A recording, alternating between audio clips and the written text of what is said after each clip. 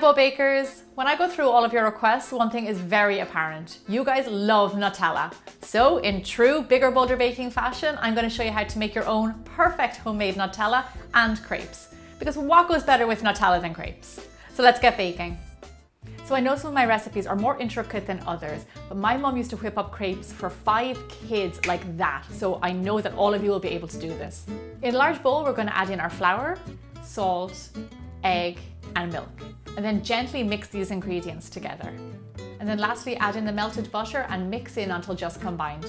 When your batter has no more lumps, you can stop whisking, and that's how easy it is to make a crepe batter. I know it looks a little bit thin, but when we refrigerate this for at least 30 minutes, it's going to thicken up a little bit and it's going to be perfect. So while this is in the fridge, we're going to go ahead and get started on our homemade Nutella. To make our Nutella, we're going to start out by roasting the main ingredient, which is hazelnuts. We roast them for 2 reasons: to get the shells off and to get them a lovely roasted colour, because it gives great flavour to your Nutella. The better you roast your hazelnuts, the better flavour your Nutella will have, so make sure you get them nice and toasted. The shells of your hazelnuts will come off really easy once they're roasted, so we're going to put them in a tea towel, rub them all together, and you'll start to see the shells come off. The shells aren't going to come off 100%, but that's okay, we just want most of it off. Okay, lovely, our hazelnuts look fantastic. They're nice and toasted, there's a little bit of skin still on them, but they are going to be perfect for the base of our Nutella.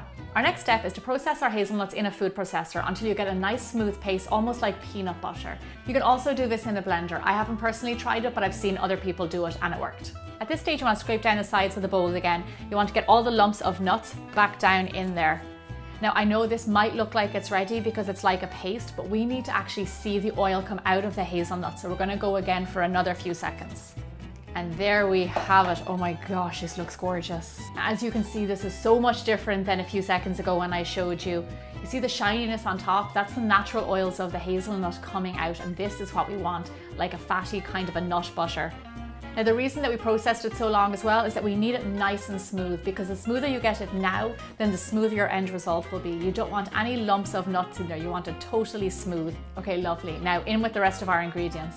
To this, we're going to add in our icing sugar, our cocoa powder, our cooled melted chocolate. Look at that gorgeous chocolate. Some vanilla extract and a little bit of flavorless oil, like a vegetable oil. And then on with the lid, and we're going to process again until it's lovely and smooth. For this part, also go in and scrape down the sides of the bowl to get a lovely smooth Nutella. As you can see, it's still a little bit grainy, so we're going to keep on processing. Okay, and we're done. Look at that. I pureed it for like another little over a minute, and this is the end result. Beautiful and smooth and nice and shiny. I don't know how many homemade Nutella recipes you guys have tried, but I have tried a few, and hands down this is the best one I've ever made. It tastes just like the real thing, but it's even better because it's homemade. By accident I actually put mine in the fridge, but then later on it tasted like the inside of a Ferrero Rocher, so it's a win-win situation no matter what you do. To store your homemade Nutella, put it into an airtight jar, and you can leave it at room temperature so it's always nice and spreadable. It should last around 2 weeks at room temperature, but in my house it lasted a day. Breakfast cooking is kind of dear to my heart. As some of you may not know, I used to have a catering business in San Francisco, and I would just do over-the-top elaborate breakfasts, like my red velvet pancakes, my churro waffles, all sorts of crazy concoctions. If you guys would like to see more breakfast recipes, then leave me a comment below. Our crepe batter is chilled, so now it's time to fry them off. You want to use a good quality pan. Try to make sure it's non-stick or at least well buttered. Get it nice at medium temperature. You want a controlled medium temperature, not too hot or your crepes will burn. Now just ladle on your batter and then quickly swirl it around your pan to get a thin, even crepe. It's Murphy's Law that your first crepe never works out. It burns, it looks ugly, it just doesn't do what it's supposed to do. So get over that one and the rest of them will be perfect. You want to cook it on the one side until you see these lovely bubbles form and you see a nice color on the other side. Look at that, gorgeous. Okay, lovely. And it's time to flip.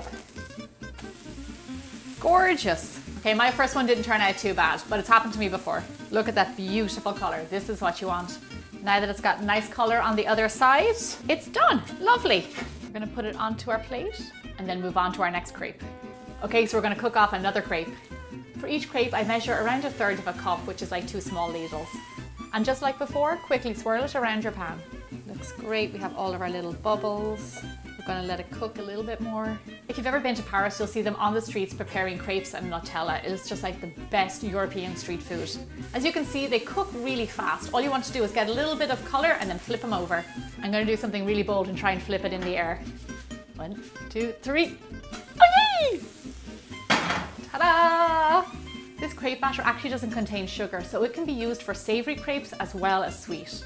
To make your Nutella crepes, while it's still on the pan, spread on your beautiful homemade Nutella. The heat of the crepe will warm it up and it'll be easy to spread. And make sure you go all the way to the edges. Now for extra flavour and texture, I love Nutella crepes with slices of bananas. It's just such a great compliment. At this point, have your frying pan on very low because you're just trying to heat up these ingredients.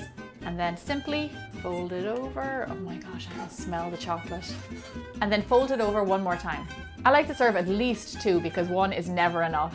And you can always top them off with a drizzle of Nutella. Be sure to save my homemade Nutella recipe because you're going to see it come up in future videos. Crepes and Nutella is just one of the nicest things you could ever eat. It's kind of like comfort food. I really hope you enjoyed this week's video and thank you so much for subscribing to my channel. I'll see you back here again next Thursday for more bigger, bolder baking.